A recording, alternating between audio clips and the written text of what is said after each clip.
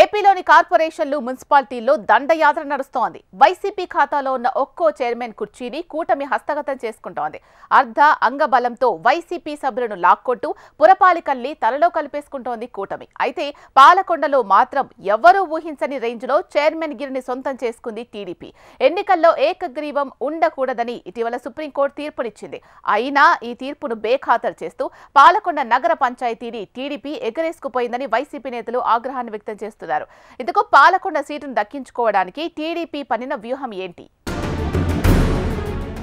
మన్యం జిల్లా పాలకొండ నగర పంచాయతీ చైర్పర్సన్ ఎన్నిక ప్రజాస్వామ్యాన్ని అపహాస్యం చేసిందంటూ స్థానికులు విపక్షాలు మండిపడుతున్నాయట.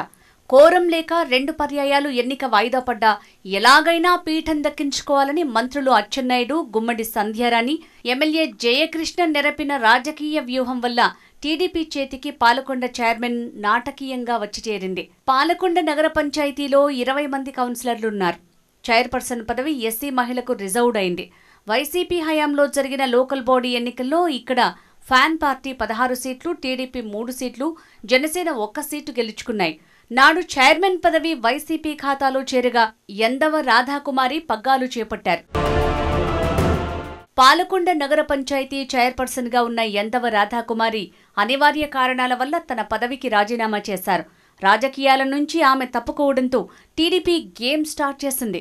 మంత్రి అచ్చెన్న తన రాజకీయ వ్యూహంతో చక్రం తిప్పి ఎస్సీ సామాజిక వర్గానికే చెందిన వైసీపీ మహిళా కౌన్సిలర్ ఆకుల మల్లీశ్వరిని టీడీపీలోకి ఆహ్వానించి ఆమెతోనే ఇండిపెండెంట్ గా నామినేషన్ వేయించి చైర్మన్ గిరి కొట్టేశారు. కూటమి ఎత్తుగడలు వైసీపీ నాయకులకు మింగుడు పడలేదు. గతంలో ఈ చైర్మన్ ఎన్నిక కోరం లేకపోవడంతో 2 సార్లు వాయిదా పడింది. ఈసారి వాయిదా పడకుండా టీడీపీ నేతలు అన్ని జాగ్రత్తలు తీసుకుని లాయర్లతో సంప్రదింపులు, రహస్య మంతనాలు చేసి ఈ ఎన్నిక జరిగేలా చేశారట. గతంలో జరిగిన అనుభవంతో టీడీపీ రూట్ మార్చిందనే టాక్ వినపడుతోంది. స్థానిక టీడీపీ నాయకులకు సమాచారం ఇవ్వకుండా వైసీపీ కౌన్సిలర్ ఆకుల మల్లీశ్వరి ఆమె భర్త కుమార్ను టీడీపీలో చేర్చుకున్నారు. ఇది బయటికి పొక్కకుండా చూసుకున్నారు. విషయం కొద్దిమంది పాలకొండ టీడీపీ నాయకులకు తెలిసినా మౌనం వహించారు. నగర పంచాయతీ చైర్పర్సన్ రాధాకుమారి రాజీనామా అనంతరం వైస్ చైర్మన్ అయిన 12వ వార్డు వైసీపీ కౌన్సిలర్ పల్లా ప్రకాష్ని తాత్కాలిక చైర్మన్గా నియామకమయ్యేంత వరకు వెయిట్ చేశారు. అనంతరం మంత్రి అచ్చెన్న, గుమ్మడి సంధ్యారాణి, జనసేన ఎమ్మెల్యే జయకృష్ణలు రంగంలోకి దిగి తాత్కాలిక చైర్మన్ పల్లా ప్రతాప్ సోదరుడు కొండలరావుతో రాయబారం నెరపి మల్లీశ్వరికి పసుపు కండువా కప్పేశారు. ఆమెతో నగర అధ్యక్ష పదవికి నామినేషన్ దాఖలు చేయించారు. విషయం తెలుసుకున్న వైసీపీ విప్ జారీ చేసింది. కానీ అచ్చెన్న ఓ అడుగు ముందుకేసి మల్లీశ్వరితో టీడీపీ తరపున కాకుండా ఇండిపెండెంట్గా నామినేషన్ వేయించారు. మంత్రులు అచ్చెన్న, గుమ్మడి సంధ్యారాణి, ఎమ్మెల్యే జయకృష్ణ రాజకీయ చిత్రతతో ఆకుల మల్లీశ్వరిని చైర్మన్గా గెలిచేలా చేశారు. పాలకొండ మున్సిపల్ చైర్మన్గా ఎన్నికైన ఆకుల మల్లీశ్వరి బయటికి రాగానే మంత్రి గుమ్మడి సంధ్యారాణి ఆమెను టీడీపీలోకి ఆహ్వానించి కండువా కప్పేశారు. దీంతో రాజకీయ విజ్ఞులు ఔరా ఏమిరా అచ్చెన్న రాజకీయ తంత్రం అంటూ ముక్కున వేలేసుకున్నారు.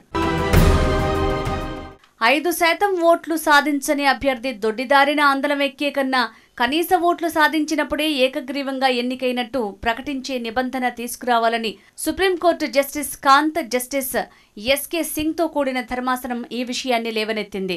పోటీలేని ఎన్నిక జరిగితే ఎన్నికల కమిషన్ ఎన్నికలు నిర్వహించకుండానే ఏకైక అభ్యర్థిని వెంటనే విజేతగా ప్రకటించాలన్న ప్రాతినిధ్య చట్టం 1911లోని సెక్షన్ 53 రాజ్యాంగ విరుద్ధమని సెంటర్ ఫర్ లీగల్ సుప్రీంలో పిటిషన్ దాఖలు చేసింది.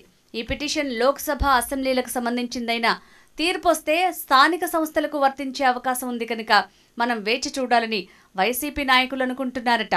దీంతో పాలకొండలో చైర్మన్ గిరి ఎన్ని రోజులుంటుందో మేము చూస్తామంటూ వైసీపీ నాయకులు డైరెక్ట్గానే ఆకుల మల్లీశ్వరికి హెచ్చరికలు జారీ చేస్తున్నారు. పాలకొండ నగర పంచాయతీ చైర్మన్ ఎన్నికల్లో వైసీపీలో గెలిచిన కౌన్సిలర్ను అడ్డదారిలో చైర్మన్గా చేసి గొప్పలు చెప్పుకోవటం సమంజసం కాదంటూ ఎమ్మెల్సీ విక్రాంత్ మంత్రి అచ్చెన్నపై మండిపడ్డారు.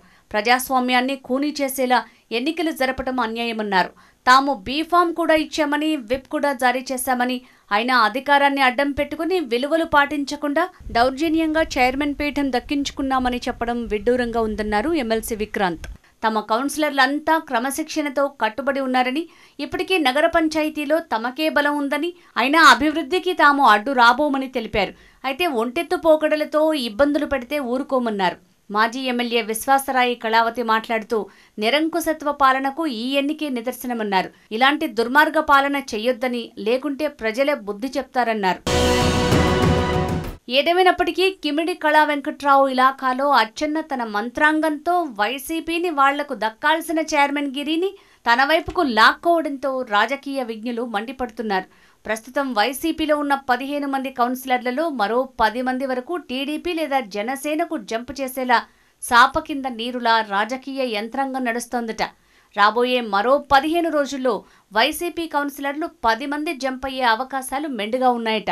చూడాలి, దొడ్డిదారిన ఎన్నికైన చైర్మన్ గిరి పోస్టు ఎన్ని రోజులుంటుందో, ఈ ఘటనపై తాడేపల్లి ఎటువంటి ప్లాన్లు వేస్తుందో వేచి చూడాల్సిందే.